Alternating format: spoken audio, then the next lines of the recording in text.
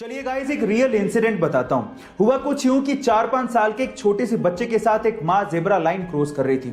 जैसे ही मां zebra line cross कर रही थी तो सामने से आती एक गाड़ी ने मां को टक्कर मार दी, जिससे मां और बेटा दोनों सड़क पे जाके गिरे।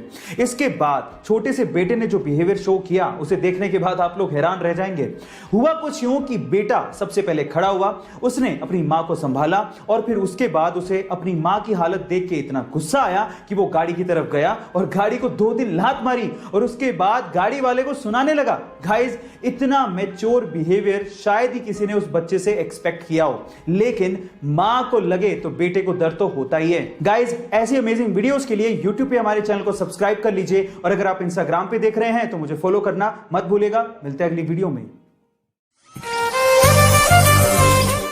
सक्सेस किसे कहते हैं या आज इस वीडियो में मैं आपको सिर्फ बताऊंगा नहीं बल्कि दिखाऊंगा भी, तो चलो दिखाता हूं।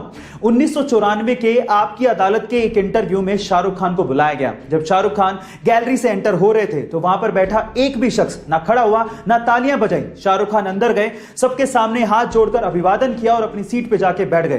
तो वहां के लोग कुछ इस तरह से रिएक्ट कर रहे थे, ना जाने किसको बुला लिया हो। लेकिन 21 साल बाद साल 2015 में जब शाहरुख खान को आपकी अदालत के इंटरव्यू में दोबारा बुलाया गया तो दीवानगी का आलम कुछ अलग लेवल पे था। लोग खड़े हुए, सीटियां बजाई, तालियां बजाई और शाहरुख खान का अभिवादन किया। गाइस इसी दिन के लिए तो हर इंसान जी तोड़ मेहनत करता है। वो कहते हैं ना, खुद ही को कर बुलंद इतना कि खुदा बंदे से खुद पूछे बता तेरी रजा क्या है। गाइस ऐसी अमेजिंग वीडियोस के लिए YouTube पे हमारे चैनल को सब्सक्राइब कर लीजिए और अगर आप Instagram पे देख रहे हैं तो मुझे फॉलो करना मत भूलिएगा। मिलते हैं अगली वीडियो में। चलिए गाइस एक रियल इंसिडेंट बताता हूं। हुआ कुछ यूं कि 4-5 साल के एक छोटे से बच्चे के साथ एक मां जेब्रा लाइन क्रॉस कर रही थी। जैसे ही मां जेब्रा लाइन क्रॉस कर रही थी तो सामने से आती एक गाड़ी ने मां को टक्कर मार दी, जिससे मां और बेटा दोनों सड़क पे जाके गिरे। इसके बाद छोटे से बेटे ने जो बिहेवियर शो किया उसे देखने के बाद आप लोग हैरान रह जाएंगे। हुआ कुछ यूं कि बेटा सबसे पहले खड़ा हुआ, उसने अपनी मां को संभाला और फिर उसके बाद उसे अपनी मां की हालत देख के इतना गुस्सा आया कि वो गाड़ी की तरफ गया और गाड़ी को 2 दिन लात मारी और उसके बाद गाड़ी वाले को सुनाने लगा।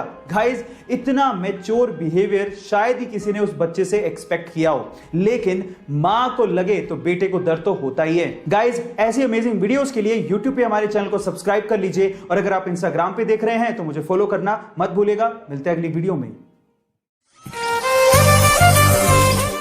चलिए गाइस एक केबीसी का सवाल पूछता हूं, क्या पता यही सवाल हॉट सीट पे अमिताभ बच्चन आपसे पूछ लें। सवाल यह है कि इंडिया की पहली महिला पायलट कौन सी थी? क्या आप उनका नाम जानते हैं? बताइए। तो चलिए मैं इसका जवाब देता हूं, आप अपना जवाब मेरे जवाब से मैच करिएगा। 1936 में मात्र 21 साल की उम्र में सरला ठकराल को उनका पायलट लाइसेंस दे दिया गया था और वो इंडिया की पहली महिला पायलट भी थी। गाइस क्या इसके पहले तक के फैक्ट आप जानते थे? और अगर नहीं जानते थे तो चैट सेक्शन में जरूर लिखिएगा और ऐसी अमेजिंग फैक्ट वीडियोस के लिए YouTube पे हमारे चैनल को सब्सक्राइब कर लीजिएगा और अगर आप Instagram पे देख रहे हैं तो मुझे फॉलो करना मत भूलिएगा। मिलते हैं अगली वीडियो में। गाइस क्या आप लोगों को पता है कि SpaceX ने अंतरिक्ष में जाने के लिए एक एडवांस्ड कैप्सूल तैयार किया है जो किसी भी इमरजेंसी की सिचुएशन में एस्ट्रोनॉट्स को रॉकेट से अलग कर देगा और उसके साथ साथ इसमें एक एडवांस्ड पैराशूट भी लगाया गया है जो आसानी से एस्ट्रोनॉट्स को लैंड भी करवा देगा।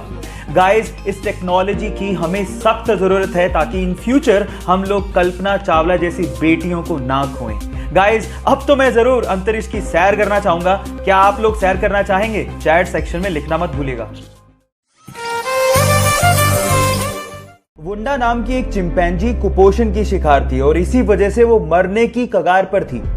तब उसे जेन गुडोल नामक एक महिला अपने चिंपैंजी रिहैबिलिटेशन सेंटर पर लेके आ गई और उसकी खूब सेवा करी। थोड़े दिनों बाद वो अच्छी हो गई। उसके बाद जब उसे वापस चिंपोंगा आइलैंड पर वो लोग छोड़ने गए और जैसे ही पिंजरा खोला तो वो चिंपैंजी हरियाली देख के और अपना घर देख के बहुत ज्यादा खुश हो गई और इतनी भावुक हो गई कि वो जेन के गले लगी और काफी देर तक उसके साथ चिपकी रही। वो उसे शुक्रिया कह रही थी। गाइस अगर इंसानों को अपना अस्तित्व बचाना है तो हमें इन जानवरों को, पशु पक्षियों को, प्रकृति को बराबर का दर्जा देना होगा और उनकी केयर करनी होगी, तभी हम बच पाएंगे।